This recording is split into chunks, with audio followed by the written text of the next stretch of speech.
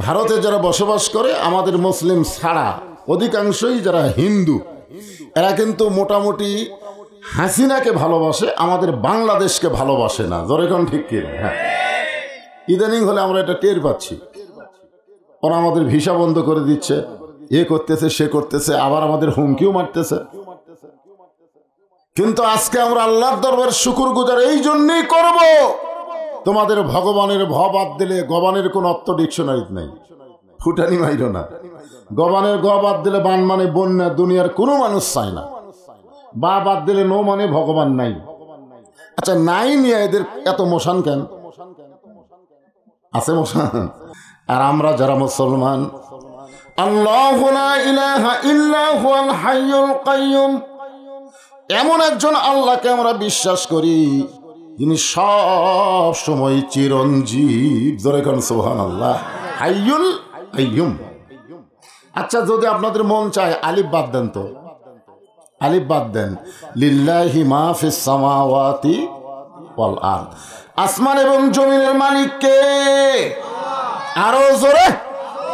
আবার যদি মন চায় আর একটা লাম বাদ দেন, লাহুল মুলকু ওয়া লাহুল হামদ, গোটা পৃথিবীর রাজত্ব কার? প্রশংসা হবে একমাত্র কার? আবার যদি মন চায় আর একটা লাম বাদ দেন, লাম শেষ, আল্লাহ শেষ। হুয়াল্লাহুল্লাযী লা ইলাহা ইল্লাহু। ভাগ্য গুণে আমরা এমন একটা আল্লাহ পাইছি যার সব কিছু বাদ দিল আল্লাহ বাদ পড়ে না। মুসলমানের আল্লাহ সদা বিরাজমান। জোরে বলেন ঠিক কিনা? এ কারণে প্রশংসা করব কার? আল্লাহ কোরআনে বলেন, ওয়ামান ইয়াবতাগি গায়রাল ইসলাম দীনান ফালাই ইউকবালা মিনহু। ইসলাম ছাড়া অন্য কোনো ধর্মকে যদি গ্রহণ করে, আল্লাহ বলেছেন সেইটা কবুল করা হবে না। এই হিসাবে কবুলযোগ্য ধর্ম পৃথিবীতে কয়টা? আরো জোরে বলেন কয়টা? আর সেই ইসলামের মধ্যে আল্লাহ আমাদেরকে কবুল করেছেন। প্রশংসা করব কার? আল্লাহ। আল্লাহর প্রশংসা করার 2 নম্বর কারণ হলো ভাগ্য গুণে আমরা একটা নবী এবং নেতা পাইছি। অন্য নবীগুলা কিন্তু নবী, নেতা না। আর আমাদের নবী শুধু নবী না, তিনি হলেন আমাদের নেতা। যেরকম আমরা দরুদে কি বললাম, আল্লাহুম্মা সাল্লি আলা সাইয়্যিদিনা মুহাম্মদ। এমন একটা নেতা আমরা পাইছি, যেই নেতা আমাদেরকে বাদ দিয়ে কোনো সময় নিজকে নিয়ে চিন্তা করেনি। আল্লাহ নবীর জীবনে পড়ে দেখেন, তিনি নিজকে নিয়ে কোনোদিনও চিন্তা করেনি, চিন্তা করছে আমাদেরকে নিয়ে। সুবহানাল্লাহ বলেন না কেন?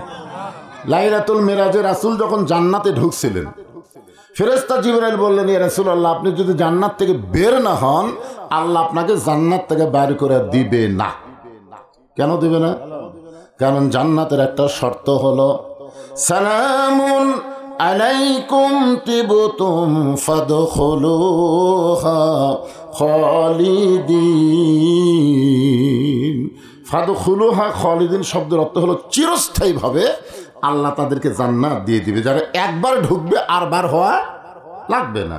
তা আপনি যদি বার না হন, আল্লাহ আপনাকে বার করে দিবে না। সঙ্গে সঙ্গে নবী বললেন, জিবরাইল, আল্লাহ যদি আমাকে জান্নাতে থাকার জন্য ঢুকতে বলতো, আমি জান্নাতে ঢুকতামই না। আমি জান্নাতে ঢুকেছি আমার উম্মতকে আল্লাহ কেমন জান্নাত দিবে এক নজর দেখার জন্যে। সুবহানাল্লাহ। জান্নাতে যাও কার কথা? যা আমি জান্নাতে প্রবেশ করছি আমার জন্য না, আমার উম্মতকে আল্লাহ কেমন জান্নাত দিবে এক নজর দেখার জন্য।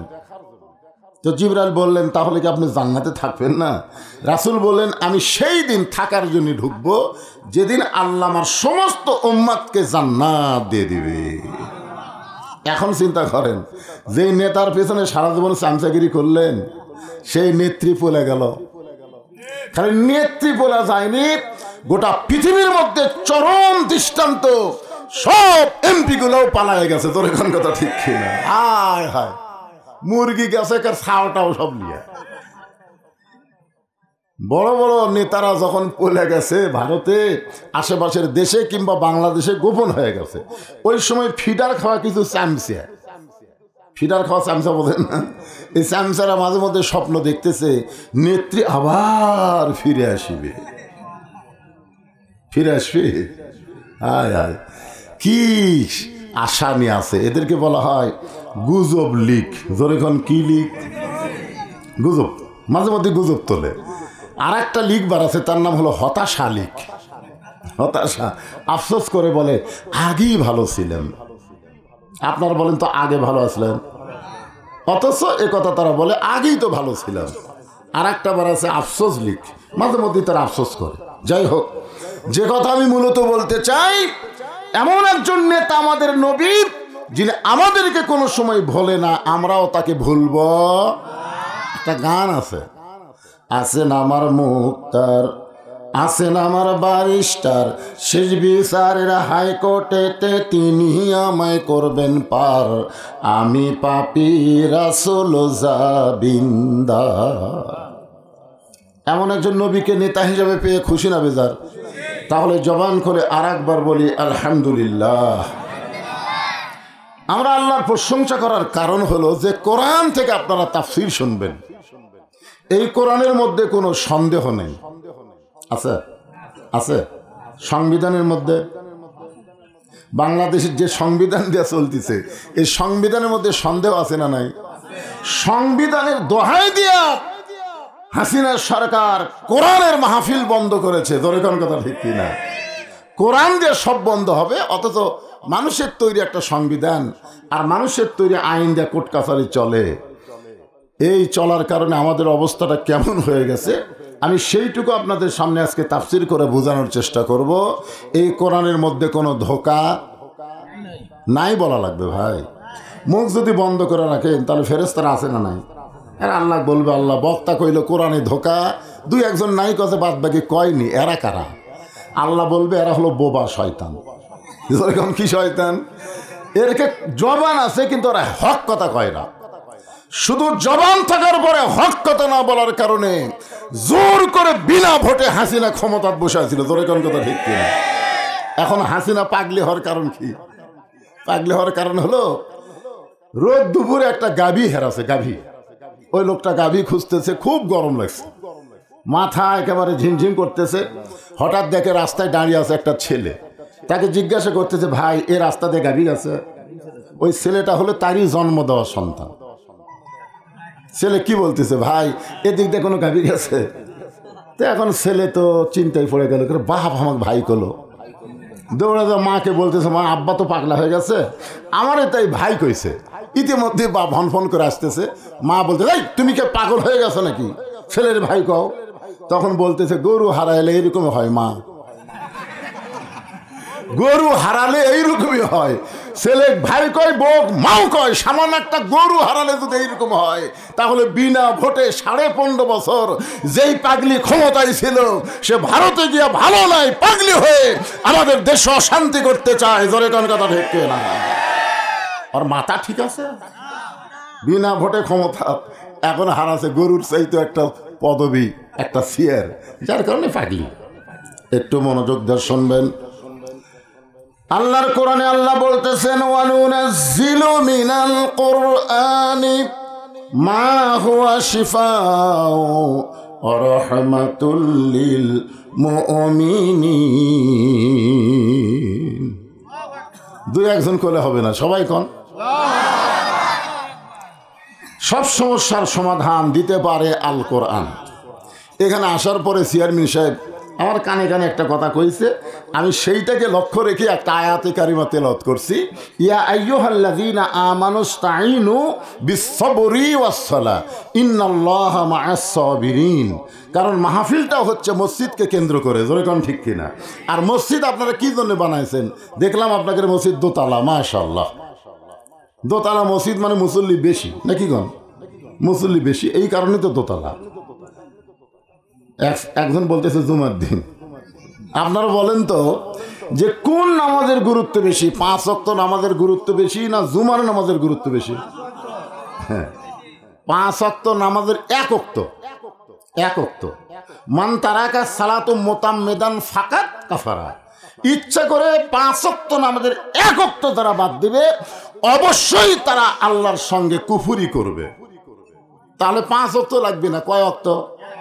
এখানে কিন্তু এই যে বাইনাল আবদি ওয়াল কুফরি তরকুস সালাত, বান্দার কাফির মধ্যে পৃথক করার জিনিসটা নামাজ, এইটা কিন্তু জুমার নামাজ নয়, এটা হলো 5 ওয়াক্ত নামাজ।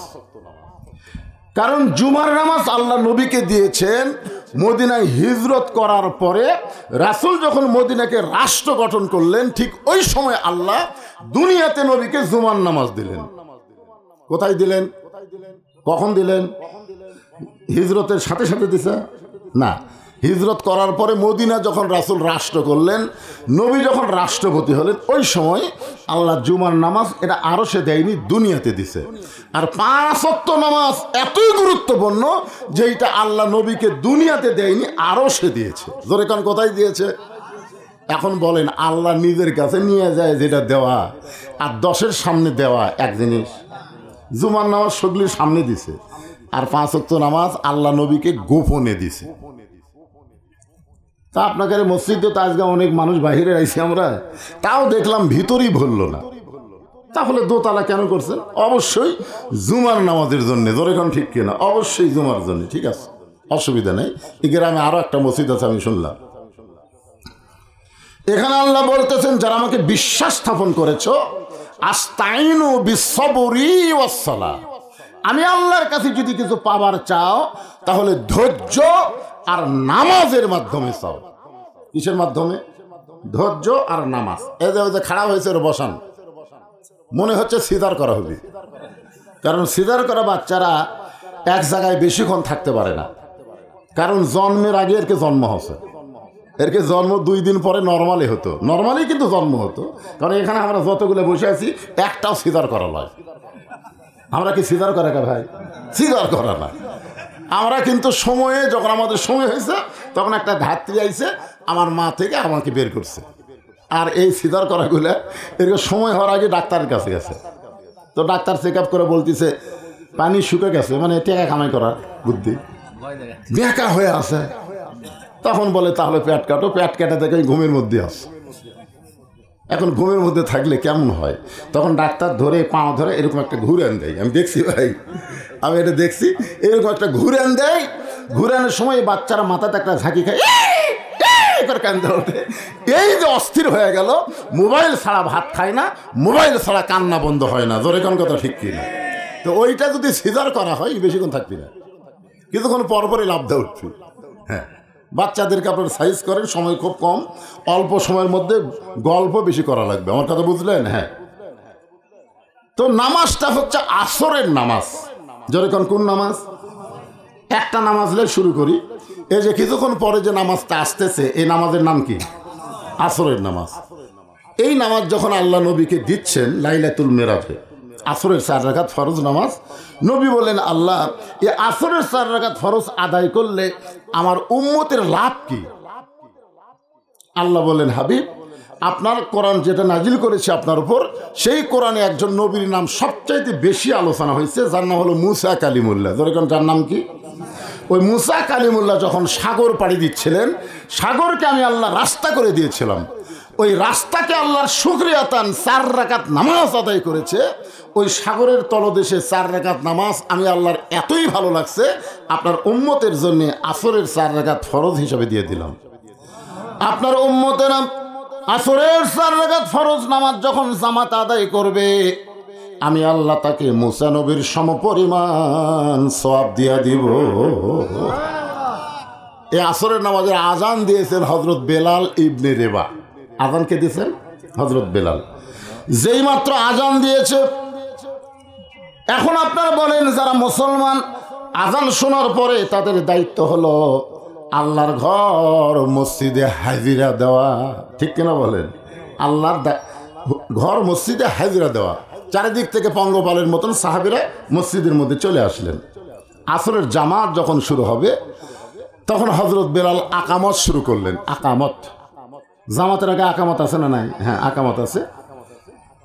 খুব খেয়াল করবেন, এখানে যারা ইমাম সাহেব থাকে তাদের জন্য বলতেছি, আল্লাহর নবী ততক্ষণ কেবলামুখী হয়নি যতক্ষণ মসজিদের কাতার সোজা এবং কাতার পুরা না হয়েছে। আমার কথা কি বুঝলেন? আমরা মসজিদ ঢুকে মুয়াজ্জিন আকামত দেয়, আমরা কেবলামুখী হয়ে বসে থাকি, কিন্তু রাসূল কেবলামুখী ততক্ষণ হয়নি যতক্ষণ কাতার পুরা হয়েছে, কাতার সোজা না হয়েছে, ততক্ষণ পর্যন্ত নবী কেবলামুখী হয়নি। কারণ জামাতে নামাজের প্রধান শর্ত হলো কাতার সোজা করা। জোরে কোন কি সোজা করা? কাতার সোজা করা। বেঁকা বেঁকি করে নামাজ পড়লে জামাতে নামাজ পড়া কাম হবে না। জামাতে নামাজ পড়ার 1 নম্বর উপকার হলো আওয়ামী লীগ, বিএনপি, জাতীয় পার্টি, জামাত বাইরে যতই ভিন্ন দল করুক, মসজিদের মধ্যে গেলে আর ভিন্ন দল থাকে না, সবাই কাতারবদ্ধ হয়ে সোজা হয়ে দাঁড়ায়। জোরে কোন ঠিক কি না? আচ্ছা, মনে করেন জামাতের কাছে আওয়ামী লীগ দাঁড়াচ্ছে, এখন আওয়ামী লীগ 4 আঙ্গুল সামনে গেছে। এখন জামাত যদি মনে করে সরকারি দল 4 আঙ্গুল সামনেই থাকে, হবি নামাজ হবি, ওকে হাত ধরে টান মারা রাখবি। কাতার চিনিস না? চিনি তো, সামনে গেছো কে? লাইন পাই, তুমি যতই ধনী হও, যতই গরিব হও, লাইনের দাঁড়াও, পায়ের গোড়ালির সঙ্গে গোড়ালি মিল করো। জোরে কোন কথা ঠিক কি না? আগালি মিল করলে হবে না, আগা মিল করলে হবে না, গোড়া মিল করা লাগবে। কারণ কারো পা 3 পা হাত, কারো পা আধ হাত, কারো পা আবার 6 আঙ্গুল। তো আগা মিল করলে তো গোড়া মিল হবে না, কাতার ইয়ে হবে, হেঁটা হতে হবে। এই জন্য কি মিল করা লাগবে? গোড়ালি মিল করা লাগবে। এখন পায়ের গোড়ালি মিল করে যখন দাঁড়াবে, সামনে কাতারে ফাঁকা রেখে পিছনে কাতারে দাঁড়ানো যাবে যাবে না। সামনে কাতার আগে পুরা ঘোরা লাগবে। রাসূল বলতেছিল, ওই যে ফাঁকা দেখা যায়, ওই ফাঁকের মধ্যে দিয়ে শয়তান বকরির ছাগলের মতন, ছাগলের বাচ্চার মতন মাথা ঢুকাচ্ছে ফাঁকের মধ্যে। ফাঁক বন্ধ করো, সঙ্গে সঙ্গে ফাঁক বন্ধ হয়ে গেল।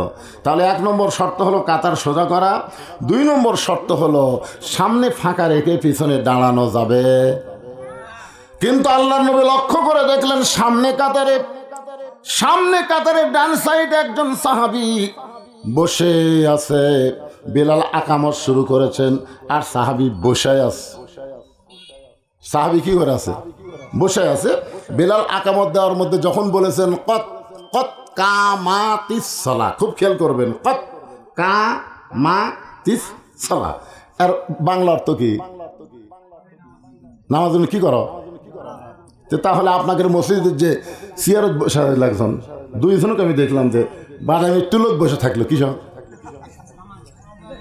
আপনারা কন ওনা করে কি শান করে মসজিদে লিয়াচ্ছে না নিজে হেঁটে হেঁটে যাচ্ছে? তো হেঁটে হেঁটে আসার পরে কর্তামতির সালা শোনার পরে সে ব্যক্তি বসে থাকে কেমনে? কি আপনার বলেন তো, জামাতে নামাজ পড়া কি সবার জন্য ওয়াজিব? আল্লাহ কোরআনে বলেছে, লা ইউকাল্লিফুল্লাহু নাফসান ইল্লা উসাহা। তোমার কষ্ট হবে এমন কিছু আমি আল্লাহ তোমাকে চাপাই দেইনি। যৌবন বয়সে তুমি সরকারি চাকরি করো, বুড়া বয়সে সরকার তোমাকে পেনশন দিয়ে দিবি। ধরে তোর কথা ঠিক কিনা? যৌবন বয়সে যদি 5 ওয়াক্ত নামাজ জামাতে পড়েন, বুড়া বয়সে যদি ঠিক মতো উঠে বসা নাও পারেন, আপনি বাড়িতে পড়েন, যৌবনের সওয়াব আল্লাহ পেনশন আকারে বুড়া বয়সে আপনাকে বাড়িতে দিয়ে দিবে।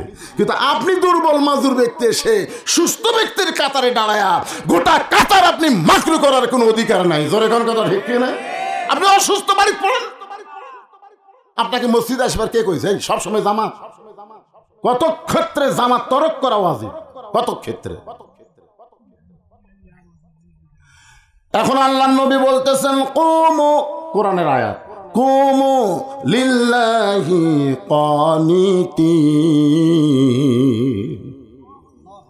আপনারা বুঝতে পারেননি, নামাজের মধ্যে 13টা ফরজের একটা ফরজ হলো দাঁড়িয়ে নামাজ পড়া। ধরে কোন কি নামাজ পড়া? দাঁড়িয়ে নামাজ পড়া, এটা কি ফরজ। এই জন্য আল্লাহ রাসূল কোরআন তেলাওয়াত করলেন, কুম, এটা আমরের সিগা, কুম, দাঁড়াও, লিল্লাহে, আল্লাহর জন্য, কানিতিন, আনুগত্য নিয়ে। যদি দাঁড়ানোর মতন শক্তি তোমার না থাকে, তুমি আনুগত্য নিয়ে বসো। যদি বসার মতন পাওয়ার তোমার না থাকে, তুমি আনুগত্য নিয়ে শুয়ে পড়ো।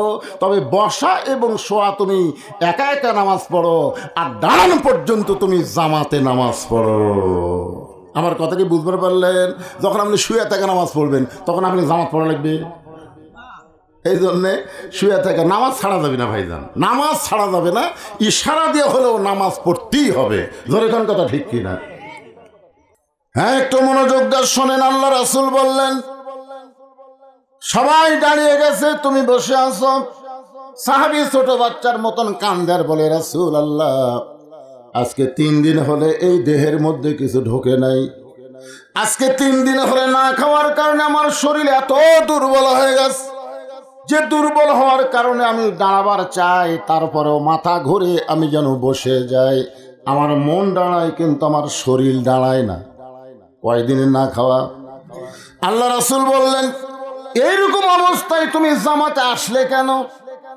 সাহাবী বলতেছে, রাসূলুল্লাহ, হযরত বেলাল যখন আজান দিল, আজান শোনার পরে আমার মন বলতেছে বাড়িতেই নামাজ পড়, কারণ তুই না খাওয়া শরীর, বাড়িতেই নামাজ পড়। কিন্তু আমার ঈমান বলতেছে জামাত ধর। মন বলতেছে বাড়িতেই নামাজ পড়, কিন্তু আমার ঈমান, তার মানে বোঝা গেল শরীর না খেয়ে দুর্বল হলেও ঈমান কিন্তু দুর্বল হয়নি। দরকার কি দুর্বল হয়নি? ঈমান দুর্বল না হওয়ার কারণে আমি ছোট বাচ্চার মতন হামাগুড়ি দিয়া দিয়া মসজিদের বারান্দায়, আমার মন বলতেছে বারান্দায় নামাজ পড়, কিন্তু আমার ঈমান বলতেছে সামনে কাতার ধর। আপনারা বলেন তো, বারান্দায় পড়া আর সামনে কাতারে পড়া সমান? অনেক মুসল্লি ইচ্ছা করে দেখবেন বারান্দায় নামাজ পড়ে, ইচ্ছা করে, ওই কিন্তু আগে আগে আসে, মসজিদের মধ্যে ঢোকে না। কেন ঢোকে না? ওই ঢুকলে তো ইচ্ছা মতো বাড়ানো যাবি না। সালাম ফিরানোর পরে সব যদি সুন্নত নফলে নিয়ত করে, আমি বাড়াবো কোন দিক দিয়ে? এই জন্য ইচ্ছা করে বারান্দার নামাজ পড়ে। আমি শোনেন, বারান্দা কিন্তু মসজিদের অংশ, তবে মসজিদ না। বারান্দা হলো মসজিদের অংশ, তবে মসজিদ নয়। যেরকম আমার এই দেহের অংশ হলো আমার হাত, হাত কিন্তু দেহের অংশ, কিন্তু হাত দেহ না। এখন যদি এখান থেকে হাত কাটে কেউ ফেলে দেয়, বলবে যদি দেহ পড়ে আছে, কি কবে? বলবে হাত পড়ে আছে। তাই যারা বারান্দায় নামাজ পড়েন একটু খেয়াল করবেন। রাসূল বলেছেন, সামনে কাতারে যে ব্যক্তি নামাজ পড়ে এত সওয়াব পায়। আমি যদি প্রকাশ করে দেই তাহলে সামনে কাতারে নামাজ পড়ার জন্য পাড়াপাড়ি হবে, মারামারি হবে।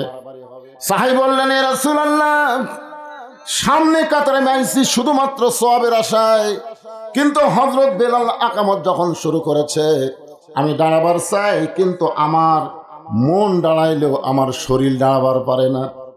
সঙ্গে সঙ্গে আল্লাহ নবী ডাক দিলেন, ওসমান। অনেকগুলো সাহাবীর মধ্যে নবী একজনকে লক্ষ্য করে ডাক দিলেন, ওসমান। কারণ নবী যখন হিজরত করে মদিনায় গেলেন, মদিনায় যাওয়ার পরে আমাদের নবী শুধু নবী ছিলেন না, আমাদের নবী হয়েছিলেন রাষ্ট্রপতি। ধরে কোন কি পতি? তো রাসূল বললেন, আল্লাহ, আমি নবী হয়েছি, রাষ্ট্রপতি হওয়া লাগবে কেন? আল্লাহ বললেন, আল্লাযীনা ইম্মাক্কান্নাহুম ফিল আরদ, জমিনের মধ্যে মুসলমানকে যদি ক্ষমতা দেওয়া না হয়, সে কোনোদিন আল্লাহর হুকুমের পুরাপুরি তাবেদার করতে পারবে না। এই জন্য আল্লাহ বলেছেন, মুসলমানের মধ্যে যদি কাউকে ক্ষমতার চেয়ার দেওয়া হয়, তার 1 নম্বর দায়িত্ব হলো আকামুস সালাত, নামাজ কায়েম করা। আওয়ামী লীগ বিএনপি যতই চেষ্টা করুক নামাজ কায়েম করতে পারবে না। নামাজ কায়েম করতে গেলে মানুষের আইন চলবে না, আল্লাহর কোরআনের আইন লাগবে। জোরে কোন কথা ঠিক কিনা? আমরা যতই নামাজের ফজিলতের ওয়াজ করি, কাম হবি না। কারণ নবী দীর্ঘদিন মক্কায় ওয়াজ করছে, কাম হয়নি। আল্লাহ দেখলো কিছুই হয় না, যে কয়টা হয় সেই কয়টা পিটুন খায়। এই জন্য আল্লাহ বলেন, হিজরত করে মদিনায় যান। মদিনায় যায় নবী নিজেই নেতা হলেন, নিজেই নবী থাকলেন এবং মদিনাকে রাষ্ট্র ঘোষণা করলেন। নবী যখন মদিনার রাষ্ট্রপতি, ওই সময় অর্থমন্ত্রীর দায়িত্ব দিয়েছিলেন ওসমানকে। জোরে কোন সুবহানাল্লাহ। অর্থমন্ত্রীর নাম কি? ওসমান গনি। আর ধর্মমন্ত্রী হলেন হযরত আবু বকর, ধর্মমন্ত্রী। আর আইনমন্ত্রী হলেন হযরত ওমর। আর শিক্ষামন্ত্রী হলেন হযরত আলী। এই যে 4টা মন্ত্রীর নাম করলাম, আপনারা বলেন তো দপ্তর অনুযায়ী ঠিক আছে? হ্যাঁ, খালি কেমন ঠিক দেখেন।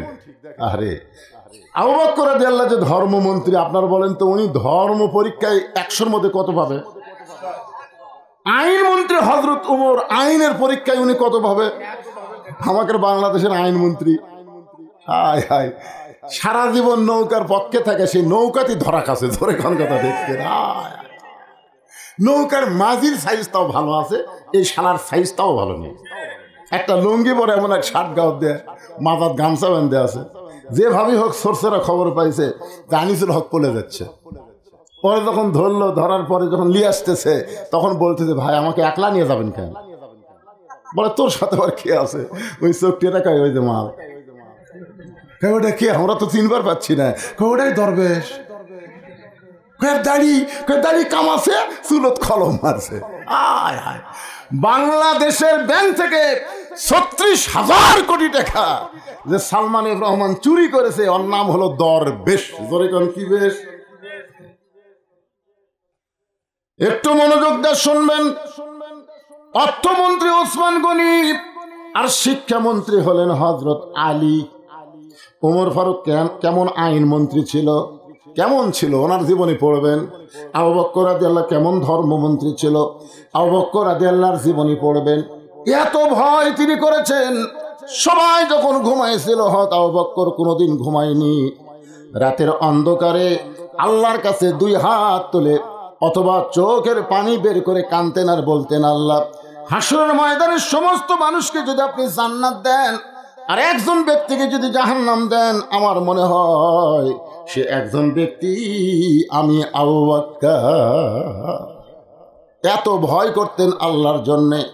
আবু বকরকে লক্ষ্য করে আল্লাহ তাআলা কোরআনের আয়াত নাজিল করলেন, ইয়া আইয়ুহাল্লাযীনা আমানুত্তাকুল্লাহা হাক্কা তুকাতিহি ওয়া লা তামুতুন্না ইল্লা ওয়া আনতুম মুসলিমুন। ধর্মমন্ত্রী সম্পর্কে আপনাদের কম বেশি সবার জানা আছে। আইনমন্ত্রীর হযরত ওমর কেমন আইনমন্ত্রী ছিল? উনি এক সময় বাংলাদেশের মতন, গোটা বাংলাদেশের মতন ৯৬টা দেশের খলিফা ছিলেন। সুবহানাল্লাহ। নবীর আইনমন্ত্রী এক সময় খলিফা, নবীর ধর্মমন্ত্রীও খলিফা, শিক্ষামন্ত্রীও খলিফা, অর্থমন্ত্রীও খলিফা হয়েছিলেন, ঠিক কিনা বলেন? হযরত ওমর যখন বাংলাদেশের মতন ৯৬টা দেশের খলিফা হলেন, ওই সময় একদিন তিনি কেমন আইনমন্ত্রী ছিলেন দেখেন। জুমার দিনে যখন খুতবা দিচ্ছেন, মাঝখান থেকে এক সাহাবী দাঁড়িয়ে বলতেছে, আমির আল মুমিনিন, আমির আল মুমিনিন, আপনার খুতবা আমরা শুনবো না। ওমর ফারুক বললেন, আমার অপরাধ কি? বলে, আমাদেরকে খাটো পাঞ্জাবি দিয়া আপনি লম্বা জুব্বা পরে খুতবা দিচ্ছেন, যতক্ষণ লম্বা জুব্বার কাহিনী না বলবেন ততক্ষণ আপনার ওয়াজ এবং খুতবা আমরা শুনব। আইন কেমন দেখেন, চোখ বন্ধ করে দেখতেছে, মুসকি মুসকি হাসতেছে আর দেখতেছে। আল্লাহ, তোমার কোরআনের রাষ্ট্র যতদিন চালু থাকবে, উমর যদি কোনো ভুল করে সাধারণ একটা সাহাবী পর্যন্ত সেই ভুলটা বুঝতে পারবে। সুবহানাল্লাহ।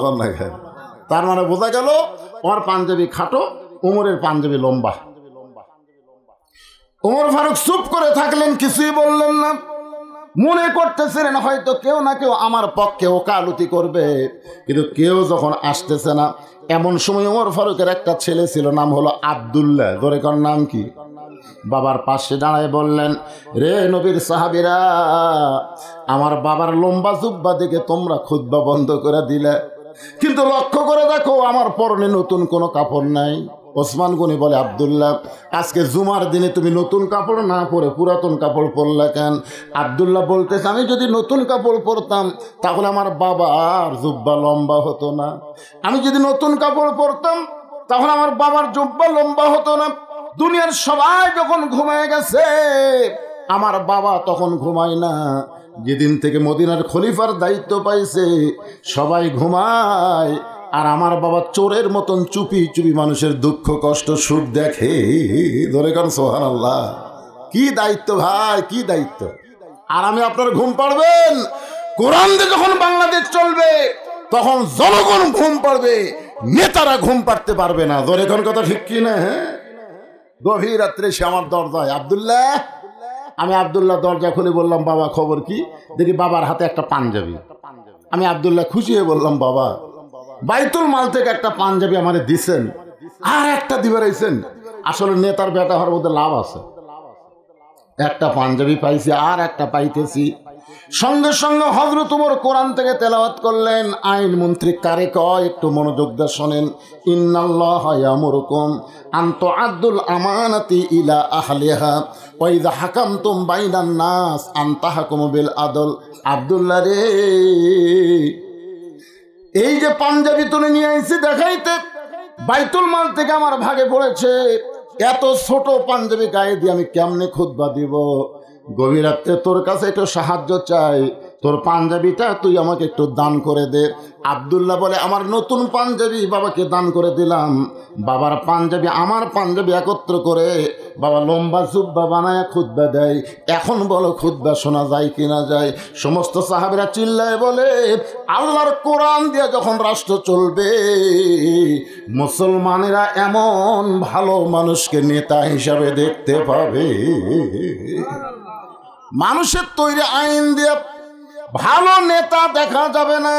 ভালো নেতা দেখতে গেলে আল্লাহর কোরআনের আইন লাগবে। জোরে বলেন কথা ঠিক কি না? যে আয়াতটা তেলাওয়াত করলাম বুঝবার পারেন নাই। ইন্নাল্লাহা ইয়ামুরুকুম আন তুআদ্দুল আমানাতি ইলা আহলিহা ওয়া ইযা হাকামতুম বাইনান নাস আন তাহকুমু বিল আদল। আপনারা বলেন তো, কোন বিচারক নিজের ইচ্ছা মতো বিচার করতে পারবে? বিচার করবে কার ইচ্ছায়? আজকে বাংলাদেশে যে সমস্ত বিচারক বিচার করেছে, এমনকি 50 বছর যিনি কোরআনের হক তাফসীর করেছেন, তাকে মিথ্যা দোষ দিয়ে 13 বছর জেলখানায় বন্দি রেখেছে। জোরে কোন কথা ঠিক কিনা? আপনার অন্তর থেকে বলেন, আল্লামা সাঈদীর কোনো দোষ ছিল? আমি একটা মারিফতের কথা আজকে প্রকাশ করি। কোনো ভালো মানুষকে যদি জেলখানায় বন্দি রাখে, বুঝবেন দিন দিন তার জনপ্রিয়তা বেড়ে যাবে। আর কোনো খারাপ মানুষকে যদি জেলখানায় বন্দি করে, দিন দিন মানুষ তাকে ভুলে দেবে। আপনারা বলেন তো, আল্লামা সাঈদী হুজুরের জনপ্রিয়তা কি কম ছিল না বাড়ছে? হ্যাঁ, মুফতি আমর হামজাকে 3 বছর জেলখানায় বন্দি রাখার পরে এর জনপ্রিয়তা বাড়ছে না কমছে? মামুনুল হকের জনপ্রিয়তা বাড়ছে না কমছে? তার মানে বোঝা গেল এরা সবাই ভালো মানুষ ছিল। মিথ্যা দোষ দিয়ে মানুষের তৈরি বিচার দিয়ে, মানুষের তৈরি কোর্ট কাছারি দিয়ে তাদেরকে অন্যায়ভাবে আটকে রাখছিল। জোরে কোন কথা ঠিক কিনা? আর আল্লাহর আইন মন্ত্রী হযরত ওমর সামান্য কিছু তার থেকে শোনাই দিলাম। এবার আছেন অর্থমন্ত্রী। রাসূল ডাক দেন ওসমান। সঙ্গে সঙ্গে ওসমান বলে, লব্বাইকা রাসূলুল্লাহ। আল্লাহর নবী বলেন, ওসমান তোমার এই ভাই 3 দিন হলে না খাওয়া। কয়দিন? এই না খাওয়ার কারণে এত দুর্বল হয়ে গেছে, ওর দেহ দাঁড়াবার চাচ্ছে, কিন্তু শরীর অসুস্থ হওয়ার কারণে, দুর্বল হওয়ার কারণে দাঁড়াবার পারতেছে না। আল্লাহ তোমাকে এত সম্পদ দিছে। সুবহানাল্লাহ। ওসমান গনিকে রাসূল কি বলতেছেন? আল্লাহ তোমাকে এত সম্পদ দিছে। তার মানে বোঝা গেল সম্পদের মালিককে। আর আমরা কি বলি, ভাই তুমি এত সম্পদের মালিক। কথার মধ্যে শিরক আছে। কোনো মানুষকে বলা হবে না তুমি এত সম্পদের মালিক। এত সম্পদের মালিক মানুষ না, সম্পদের মালিক হচ্ছে আল্লাহ। ধরে কোন কথা ঠিক কিনা? আমরা কি বলি, লোকটা সেই, এই এলাকার যত জমা জমি আছে ওই লোকটা।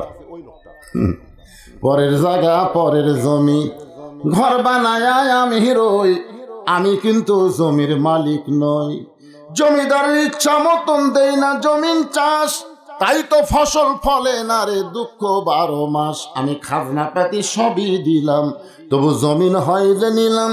এই দুঃখের কথা কারে কই, পরের জায়গা পরের জমি ঘর বানায়া আমি রই। ওসমান বলে, ইয়া রাসূলুল্লাহ, আমার ভাই 3 দিন হলে না খেয়ে আছে। এইটা যদি আমি আগে জানতাম, আমি নিজে না খাইয়া হলেও আমার ভাইয়ের বাড়িতে খাবার পৌঁছায়া দিতাম।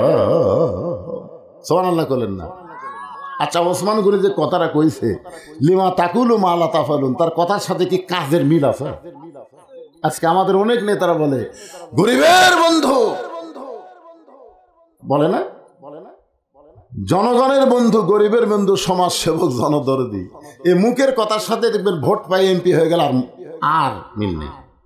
আর মিল আছে? ওসমান গনি কেমন অর্থমন্ত্রী, একটা দৃষ্টান্ত দিই আপনাদের। একজন গরিব সাহাবী আল্লাহ নবীর কাছে এসে বলতেছি, ইয়া রাসূলুল্লাহ, আজ কয়েকদিন হলে না খাওয়ার কারণে আমার দেহ এত দুর্বল হয়ে গেছে, আপনার কাছে আমি একটু সহযোগিতা চাই। সঙ্গে সঙ্গে নবী এভাবে জুব্বাটা আলগা করলেন। সাহাবী তাকায় দেখে নবী ক্ষুধার জ্বালায় পেটে পাথর বাঁধে বসে আছে। সাহাবী বলল, হুজুর আমি না খেয়ে আছি, কিন্তু এত ক্ষুধার্ত না যে পেটে পাথর বাঁধা লাগবে, আর আপনি এত ক্ষুধার্ত। এই বলে সাহাবী যখন যাবার চাই, রাসূল বলেন, কোথায় যাচ্ছ? বলে, আমার চাইতে আপনি বেশি ক্ষুধার্ত, তা আপনি আমাকে কি দিবেন?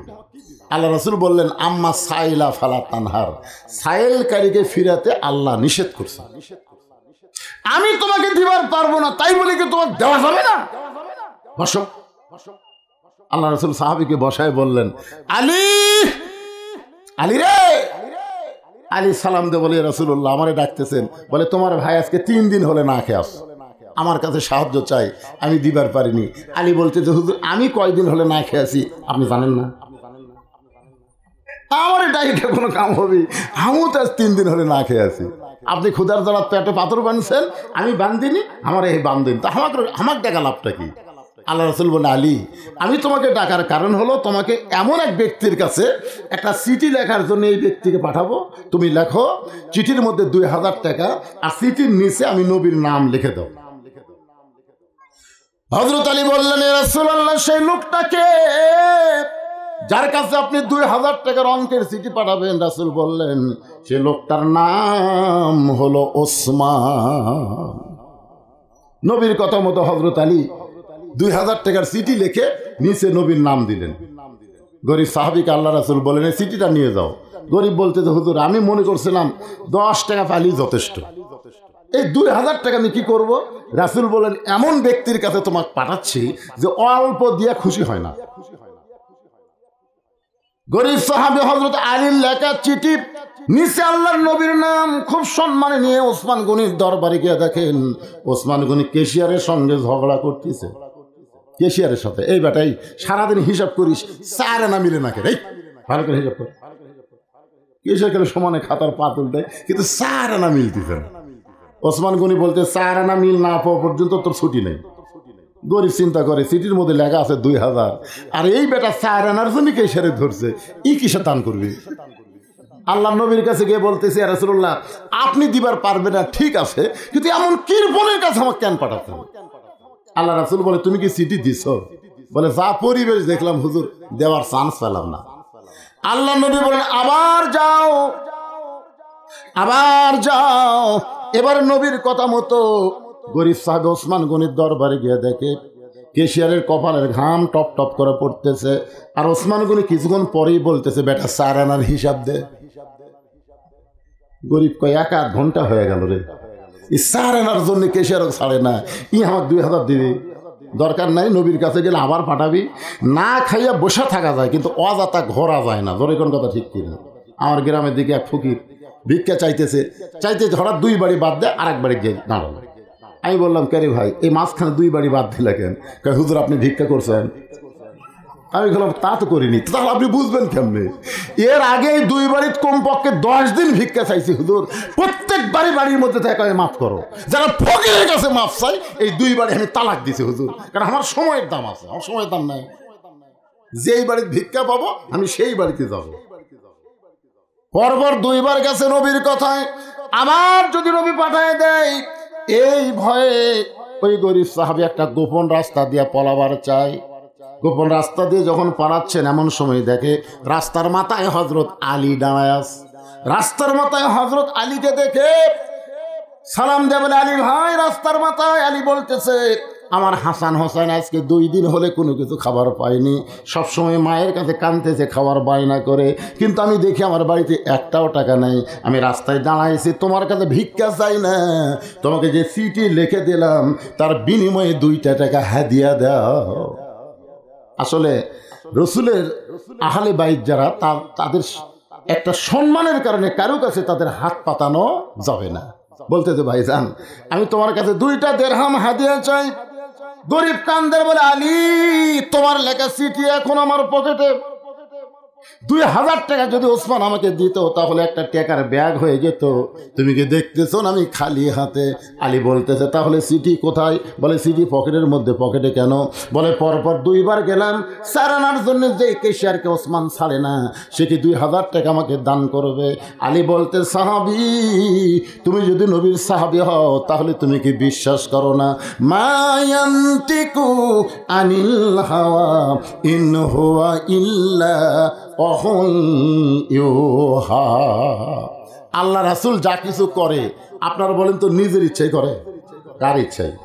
তো নবী আমার চিঠি লিখতে বলেছে, এইটা নবীর ইচ্ছাই নয়, আল্লাহর ইচ্ছাই। যাও। এমন একটা ধমক মারেছে, গরিব সাহাবী ভয়ে ভয়ে ওসমানের দরবারে গিয়ে দেখে কেশিয়ার আর ওসমান দুইজনে আল্লাহর শুকর আদায় করতেছে।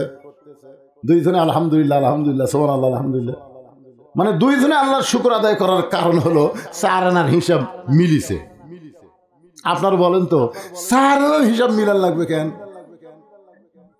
কোরআন দিয়ে যেদিন বাংলাদেশ চলবে, যাকাত ভিত্তিক অর্থনীতি যখন চালু হবে, হিসাব করে করে যাকাত দেওয়া লাগবে। 4 আনার হিসাব না করলেও তার যাকাত আদায় হবে না। জোরে কোন কথা ঠিক কিনা? আমরা তো এখন ইচ্ছা মতো যাকাত দিই। ব্যাংকত কত আছে হিসাবের কি দরকার? দে গোটাকে 10 শাড়ি কিনা দে, 10টা লুঙ্গি কিনা দে, কিয়ামত পর্যন্ত আদায় করেন, দান হবার পারে, কিন্তু যাকাত আদায় হবে না। যেদিন কোরআন দিয়ে বাংলাদেশ চলবে, সুদকে কবর দিয়া যাকাত ভিত্তিক অর্থনীতি বাংলার জমিনে চালু হবে। জোরে কোন কথা ঠিক কিনা? আর যাকাত দিয়ে যখন বাংলাদেশ চলবে, তখন গরিবদের কি মোশান হবে জানেন? একটা গরিবও ধনীর কাছে যাওয়া লাগবে না, বরং ধনীরাই গরিবের কাছে যাওয়া লাগবে। তাহলে কোরআন দিয়ে রাষ্ট্র চললে লাভ কার? গরিবেরা খেলে আরামে বসে থাকবি, আর ধনীরা টাকার ব্যাগলে ব্যাগলে দরদার দরদার যাবি। এরকম 1 ব্যাগ টাকা নিয়ে গরিবের কাছে একজন গেছে, যেই যা বলতেছে ভাই আমার কাছে 1 ব্যাগ যাকাতের টাকা আছে, সঙ্গে সঙ্গে দরজা বন্ধ করে বলতেছে ইয়াকা নাবুদু ওয়া ইয়াকা নাস্তাইন, আমি আল্লাহর ইবাদত করে আল্লাহর কাছে সাহায্য চাই, তোর যাকাতের টাকা দরকার নেই। মানে কোরআন দিয়ে যখন রাষ্ট্র চলবে, তখন মানুষের কাছে মানুষ হাত পাতাতে শরম পাবে। হাত পাতাবে সরাসরি কার কাছে? জোরে কোন? 10টা বাড়িতে গেছে, 10টা বাড়ি, প্রত্যেক বাড়ি একই। এই কয় কি এক বিপদে পড়লাম রে, গরিব হয় ভালো আসলো রে, এই দুনিয়ার টাকার ব্যাগ লাইন কুটি যায়। খুব কষ্ট নিয়ে ঘুরতে ঘুরতে এই মরুভূমির মধ্যে গিয়ে দেখে এক গাছের তলায় একজন বস্তা মাথার দিয়ে ঘুম পাড়তেছে। দেখা গেল মনে করছে গরিব পাশি রে, আসসালামু আলাইকুম ভাই। বস্তার লাভ দিতে বলতেছে আলহামদুলিল্লাহ। আমি তোমার সালাম দিলাম, তুমি শুকর আদায় করলে কেন? বলে 1 বস্তা টাকা নিয়ে 15 দিন ঘুরতেছি ভাই, গরিব পাচ্ছি না রে। তুই টাকার বস্তাটা নিয়ে তো, আমি ঘুরি ব্যাগ নিয়ে, তুই ঘুরিস বস্তা নিয়ে, তাহলে গরিব কোথায়? যেদিন বাংলার জমিনে কোনো সুদ থাকবে না, যাকাতের অর্থনীতি চালু হবে, সঙ্গে সঙ্গে দেশের জন্য আল্লাহ রহমত আর বরকতের দরজা খুলে দিবে। জোরে কোন কথা ঠিক কিনা? 4 আনার হিসাব, 4 আনার হিসাব মিলানো লাগবে। হিসাব মিলে গেছে, 2 জন আল্লাহর শুকরিয়া আদায় করতেছে। এবার গরিব সালাম দেয়, যেই মাত্র চিঠি দেয়, ওসমান গনি চিঠি পড়াই একটা সুমা দিয়ে বলতেছে ভাইজান এই চিঠি কে পাঠাইছে? গরিব বলতেছে আপনি কি আরবি জানেন না? চিঠির নিচে আল্লাহর নবীর নাম লেখা আছে। সঙ্গে সঙ্গে ওসমান গনি চিঠি চুমাতে বলে ভাইজান এই চিঠি কে পাঠাইছে? গরিব বলতেছে আল্লাহর নবী চিঠি পাঠাইছে। সঙ্গে সঙ্গে চিঠিতে চুমা দিয়ে বলে ভাইজান এই চিঠি কে পাঠাইছে? গরিব বলতেছে পরপর 2 বার কইলাম আল্লাহর নবী পাঠাইছে, আবার যখন শুনবার চাও তাহলে শোনো আল্লাহর নবী এই চিঠি পাঠাইছে। সঙ্গে সঙ্গে ওসমান চিঠিতে চুমোতে বলে ভাইজান এই চিঠি কে পাঠাইছে? গরিব খইয়ার কি মারিস তারা? এর আগে আমি 2 বার দেখছি রে, তুই 4 আনার জন্য কেসের ছাড়িস নি, আর চিঠির মধ্যে 2000 টাকার অঙ্ক দেখে তোর মাথা খারাপ আছে। তোর টাকার আমার দরকার নাই রে। খুব রাগ করে নবীর কাছে গিয়ে বলে রাসূলুল্লাহ এমন কিরপুরের কাছে আমারে কেন পাঠাইলেন? 2 বার দেখলাম কেশিয়ারকে 4 আনার জন্য ছাড়ে না, আলীর ভয়ে দিয়ে চিঠি দিলাম, বারবার জানতে চাই, 3 বার আপনার নাম বললাম, এরপরও যখন জানতে চাই নবী গো আমার কোনো টাকার দরকার নেই, এমন কিরপনের কাছে আমারে কেন পাঠাইছেন? সঙ্গে সঙ্গে নবী চোখের পানি বের করে বলে সাহাবী রে আমার অর্থমন্ত্রী ওসমান তো এমন হওয়ার কথা না, আমার অর্থমন্ত্রী ওসমান তো দুনিয়ার মহব্বতে এমন পাগল হওয়ার কথা না। এই কথা নবী যেই মাত্র শেষ করেছে তাকায় দেখে এক বস্তা টাকা মাথায় নিয়ে ওসমান গনি নবীর দরজায় দাঁড়িয়ে আছে। আল্লাহ রাসূল বলে, ওসমান তোমার ভাইকে 2000 টাকা দিবার কইছিলাম, তুমি এক বস্তা কেন? বলে, হুজুর আমি নিয়ত করছি চিঠি পাওয়ার সঙ্গে সঙ্গে আমার ভাইকে 2000 দিব, আর যতবার আপনার পবিত্র নাম বলবে ততবার 2000 করে বাড়াবো, কারণ আপনি আমার কাছে চিঠি দিচ্ছেন, আমার ভাগ্য খুলে গেছে হুজুর। এই জন্য আপনার নাম দেখেই তো আমার সেরকম অবস্থা। আমি আমার ভাইয়ের মুখে খালি আপনার নাম শুনবো, যতবার বলবে আপনার পবিত্র নাম ততবার 2000 করে। এ পর্যন্ত আমার ভাই 3 বার আপনার নাম কইছে, আর সিটির কারণে 2000, এই মোট 8000 টাকার বস্তা আপনার সামনে নিয়ে আইছি। আপনার পবিত্র হাত দিয়ে আমার গরিব ভাইকে দিয়ে দেন। গরিবও কান্দে, নবীও কান্দে। নবী বলেন, আল্লাহ শুধুমাত্র আমার নাম শুনে যে ওসমান 2000 করে দান করে দেয়, আমি নবী ওসমানকে কি দিব? আমার তো দেওয়ার মতন কিছুই নাই। আল্লাহ বলে, হাবিব আপনার অর্থমন্ত্রী ওসমানকে আমি আল্লাহর গানি ডিগ্রি দিয়া দিলাম। সেদিন থেকে নাম হয়ে গেল ওসমান গনি। ওসমান সবচেয়ে ধনী। ধরে গান সুবহানাল্লাহ। সে ওসমান বলতেছে, আর রাসূলুল্লাহ আমার ভাই 3 দিন হলে না খেয়ে আছে, এটা যদি আমি আগে জানতাম নিজে না খাইয়া হলো আমার ভাইয়ের বাড়িতে খাবার পৌঁছাইতাম। আল্লাহ রাসূল বললেন, এই সাহাবী আজকের দিনে তুমি বসে নামাজ পড়ো, বসেই নামাজ পড়ো। নামাজ যেই শেষ হবে ওসমানের বাড়িতে যাবে, ওসমান এমন দেওয়া দিবে তোমাকে আর না খেয়ে থাকা লাগবে না। এই কথা বলে নবী যেই কেবলামুখী হয়ে নামাজের নিয়ত করবেন, এমন সময় গরিব সাহাবী বলতেছি, ইয়া রাসূলুল্লাহ 3 দিন হলে না খেয়ে থাকার পরেও আমার ঈমান বলতেছে আল্লাহ পাক আমাকে দিবে। আস্তাইনু বিসসবরি ওয়াসসালাহ ইন্নাল্লাহা মা'আস সাবিরিন। ওই বসে থাকা সাহাবী বলতেছি, ইয়া রাসূলুল্লাহ কথাটা গুরুত্ব দিয়ে শুনবেন, 3 দিন হলে না খাওয়ার কারণেও আমার দেহ দুর্বল হলে আমার ঈমানটা এখনো বলতেছে আল্লাহ আমাকে দিবে। কে দিবে? আল্লাহ আমাকে দিবে। আস্তাইনু, আমি কার কাছে যাচ্ছি? আস্তাইনু বিসসবরি ওয়াসসালাহ, আল্লাহ আমাকে দিবে। যতক্ষণ পর্যন্ত আমার ঈমান বলবে আল্লাহ আমাকে দিবে, ততক্ষণ পর্যন্ত আমি না খেয়ে মরে গেলেও আল্লাহ ছাড়া ওসমানের কাছে যাব না। নবী কইছেন নামাজের পর ওসমানের কাছে যাও। আর এই কি বলতেছে? কথাটা খেয়াল করছেন? আমার ঈমান বলতেছে কে দিবে? আল্লাহ দিবি। এখনো বলতেছে না খেয়েছি বলে আমার ঈমান মরে গেছে তা না। দেহ মরণ হতে পারে, কিন্তু মুসলমানের ঈমানের কোনো মরণ হবে না। ধরে তোর কথা ঠিক কি না? দেহ মরণ আর ঈমানের মরণ বোঝেন? আল্লাহ রাস্তায় যারা জীবন দেয় এদেরকে মৃত্যু বলা যায় না। যার প্রমাণ একটা আবু সাইদ, নাম শুনছেন? আবু সাইদের নাম শুনছেন? আমার গ্রামের সাওয়াতে ভাইয়ের একটা ছেলে হয়েছে, আমার একটা হুজুর নাম রাখবো, আবু সাইদ। খুবই খুশি। আমার এই ভাই আবু সাইদ নাম রাখছে তার ছেলে। এটা শুনে শুনে উত্তর পাড়া তো একটা আবু সাইদ, দক্ষিণ পাড়া আর একটা আবু সাইদ। আমি চিন্তা করলাম আবু সাইদ দেখে আমার পাড়া ভরে যাবি নাকি। আমার সম্পর্কে খালা, নিজের না সম্পর্কের খালা, তার মেয়ের একটা মেয়ে হয়েছে। তা আমার একটা হুজুর একটা ভালো নাম কও তো, আমার নাতনির নাম রাখবো, একটা ভালো মেয়ের নাম কও। তখন আমি কইলাম খালা হাসিনা। সেই কছি হাসিনা। ওরে বাবা, খালা কমপক্ষে হাফ মিনিট মোবাইল কাটেনি, ধরে আসো। তারপরে এই তো আলেম না জালেম রে। আমি চুমকোটা বললাম খালা এত খেপছেন, এই তোর কাছে একটা ভালো নাম শুনবার চাইলাম আর তুই খুনি হাসিনার নাম করি। আমি সেই দিনে বুঝলাম ভাই হাসিনার প্রতি মানুষ এমন খেপা খেপছে, 100 বছর পর্যন্ত ইচ্ছা করে কেউ মেয়ের নাম হাসিনা রাখবে না। ধরে কোন কথা কর না। তার মানে কি বুঝলেন? ঈমান যদি একবার আল্লাহর প্রতি পাগল হয়ে যায়, নবী বলতেছে নামাজ শেষ করে ওসমানের কাছে যাও, আর সাহাবী বলতেছে আমার ঈমান বলতেছে দরকার হলে না খাইয়া মরে যাব, কিন্তু আল্লাহ ছাড়া ওসমানের কাছে আমি যাব।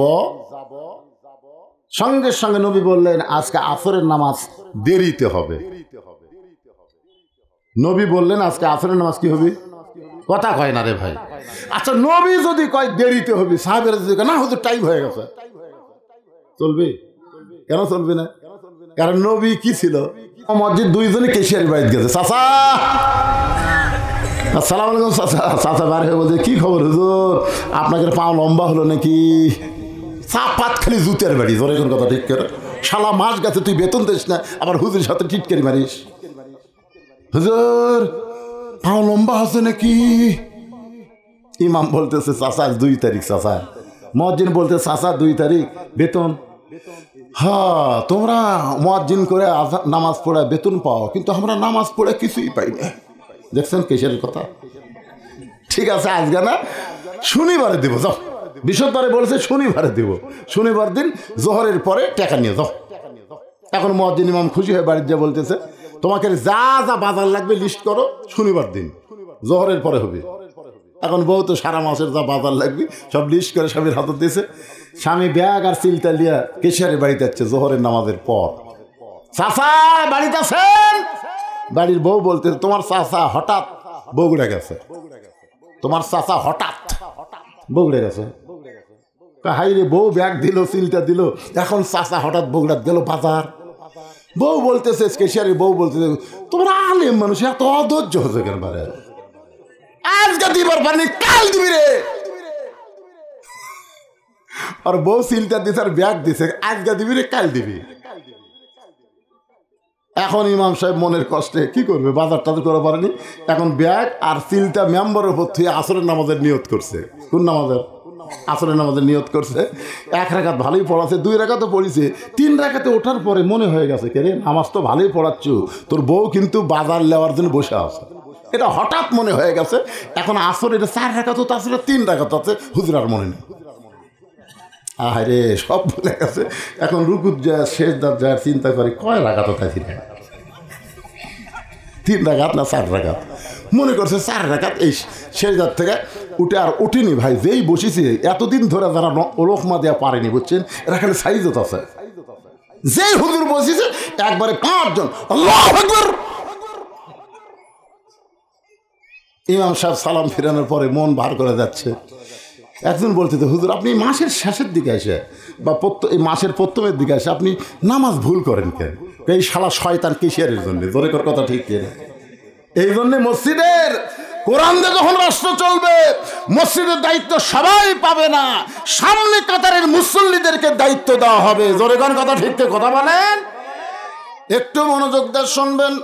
আল্লাহ নবী বললেন আজকে আসরের নামাজ দেরিতে হবে, আসরের নামাজ দেরিতে হবে। যদি আজকে ওয়াজের কারণে 5 মিনিট দেরি হয়, 10 মিনিট দেরি হয়, আপনাদের সমস্যা আছে?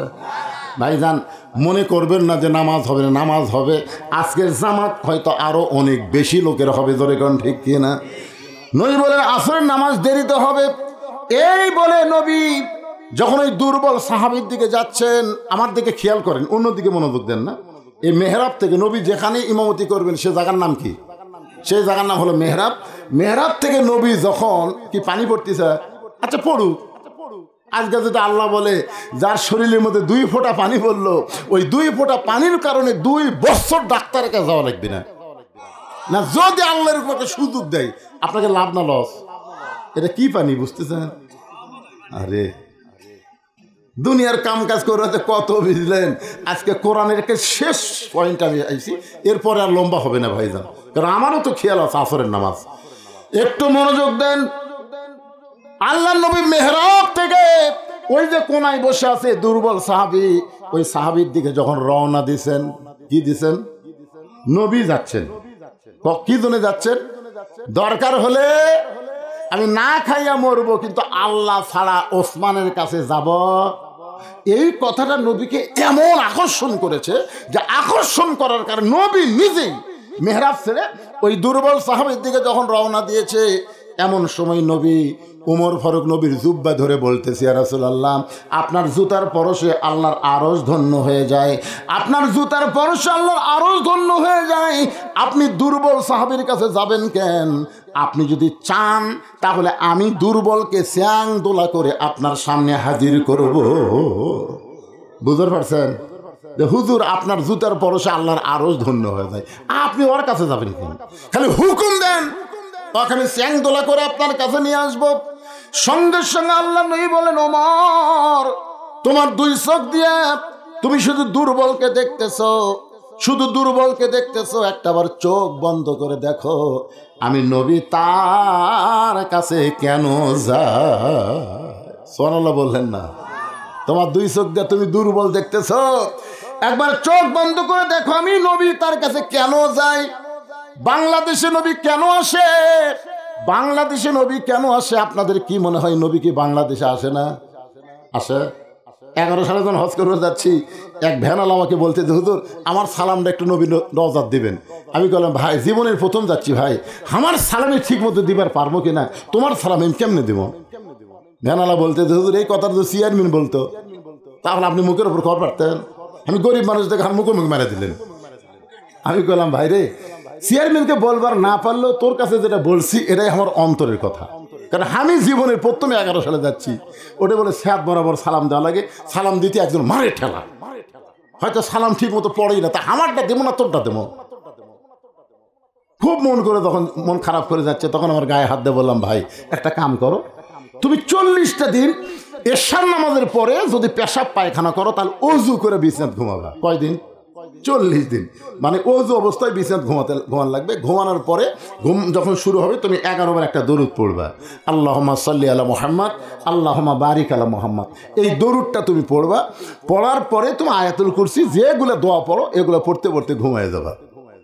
এই কথা বলে আমি হজ করতে গেলাম। আমিও মনে করি নাই যে সত্যি আল্লাহর নবীকে দেখতে পাবে, শুধু আমি ভুলে গেছি।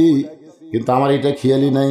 আমি হজ করে যখন তখন 5 ফের বাজার আমার অফিস ছিল, যেই মাত্র অফিসে বসেছে ওই ভ্যানারা দেখি ভ্যান থামাতে আমাকে 1 কেজি মিষ্টি দিচ্ছে, আমাকে 1 কেজি মিষ্টি।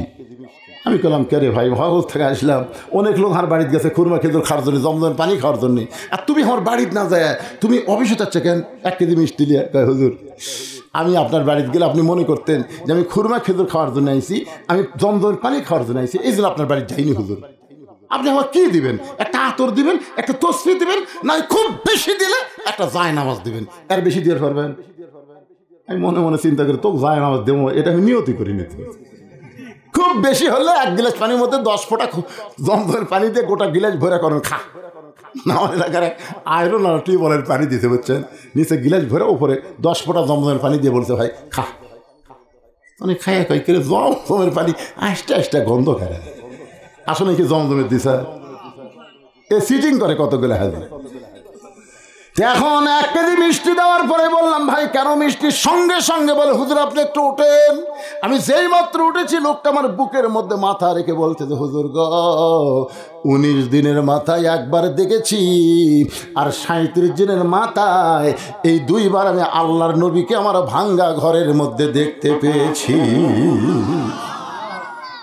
আমি তার কপালে চুমাতে বললাম ভাই আমি লক্ষ লক্ষ টাকা খরচ করে মদিনাত গেলাম, রাসূলের রওজায় ঠিক মতো সালাম দিবার পারলাম না, কিন্তু তোমার কলিজার মহব্বত আল্লাহ নবীর কাছে এত ভালো লাগছে, স্বপ্নের ঘরে নবী আমার মদিনা থেকে বাংলাদেশের গরিব ঘরের মধ্যে আল্লাহ হাজির করে দিয়েছে। এটা হলো অন্তরের কানেকশন। তো নবী দুর্বল সাহাবীর দিকে কেন যাচ্ছেন? উমর ফারুক মনে করতেছে যার জুতার পরে আল্লাহর আরশ ধন্য হয়ে গেছে, সেই নবী দুর্বলের কাছে কেন যাবে? এই কারণে বলতে যে হুজুর আপনি বলেন ওকে আমি চ্যাং দোলা করে আপনার সামনে হাজির করে দিব। নবী রাগ করে বলেন ওমর যে 2 চোখ দিয়ে তুমি দুর্বল দেখতেছো, একটা বার চোখ বন্ধ করে দেখো। তার মানে বোঝা গেল 2 চোখ শুধু দেখার চোখ না, আর একটা চোখ মানুষের আছে, সেই চোখকে বলা হয় অন্তর চক্ষু। ধরে কন ঠিক কিনা? আমরা ছোটবেলায় পড়তাম, হাদিস সাহেব পড়ছে, 1 চন্দ্র, 2 পক্ষ, 3 নিত্র।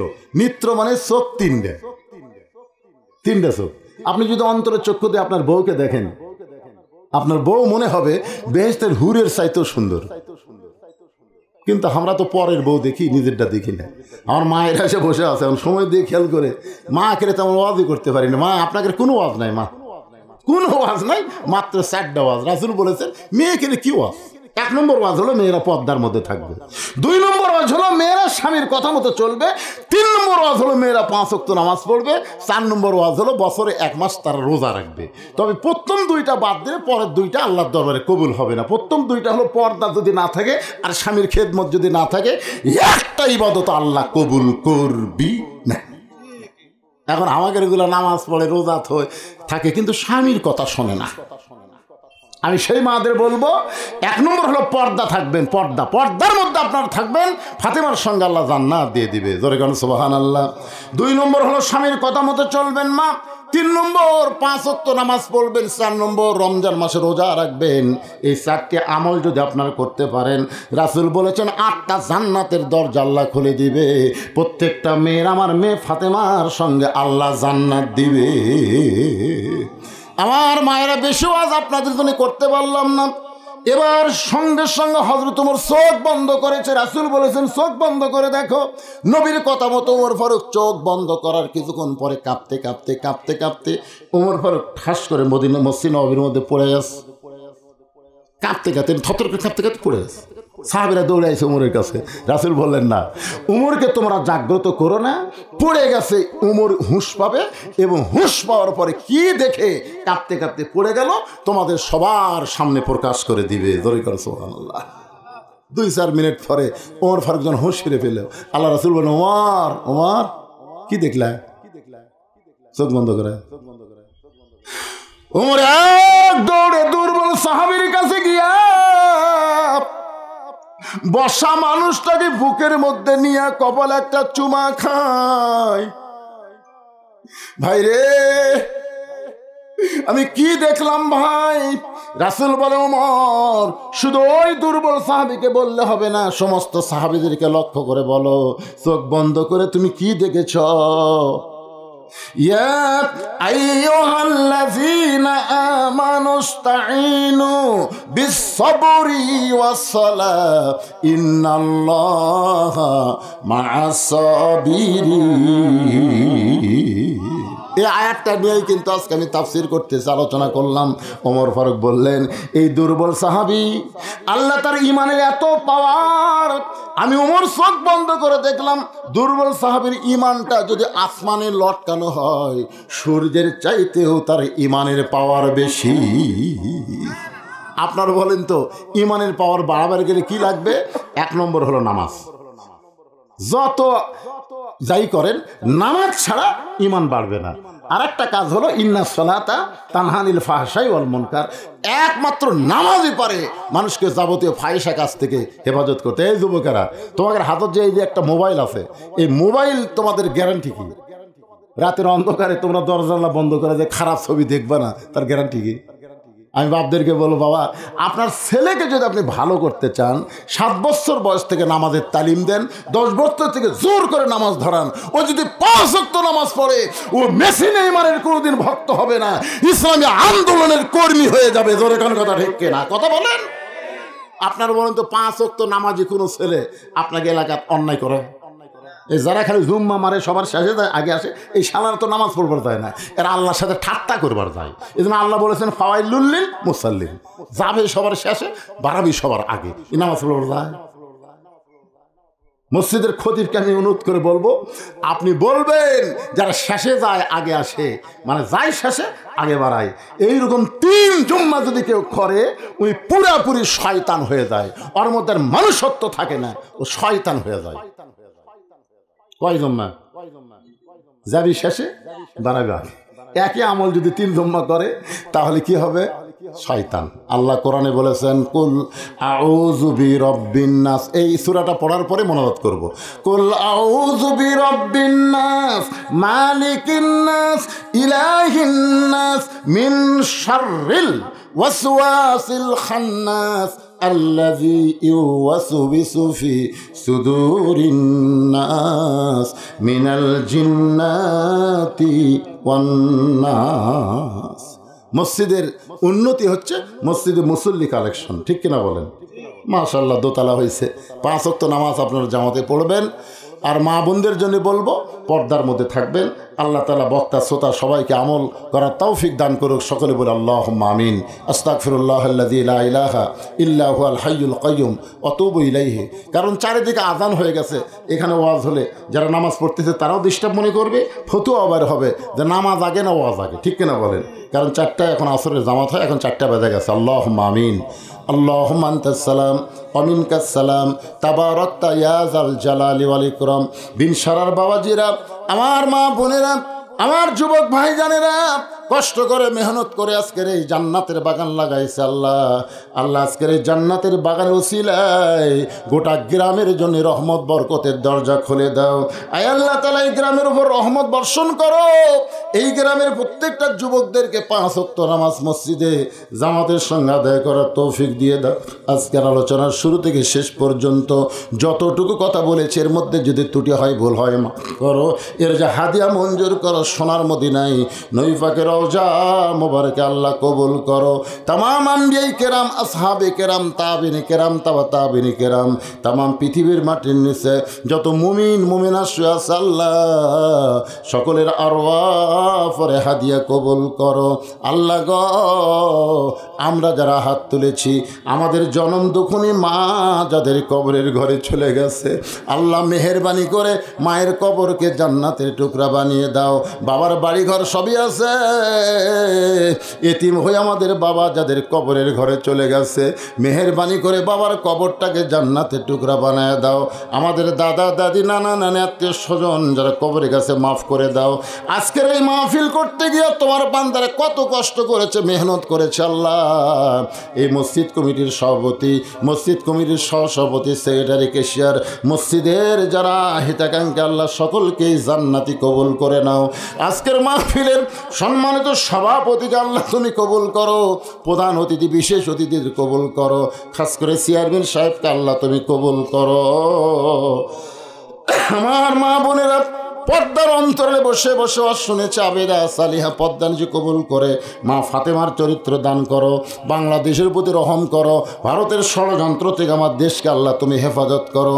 আল্লাহ ফিলিস্তিনের মুসলমানকে হেফাজত করো, গোটা বিশ্বের মুসলমানকে হেফাজত করো। আল্লাহ কে কোন নিয়তে হাত তুলেছে সকলের নেক নিয়ত নেক আশা কবুল করো। আমি অসুস্থ, আমার মতো অসুস্থ হয়ে যারা হাত তুলেছে সুস্থতার নিয়ামত দান করো। আবার বলতেছি, বারবার বলতেছি, আল্লাহ বিনসারা গ্রামের পরে রহমত আর বরকতের দরজা খুলে দাও।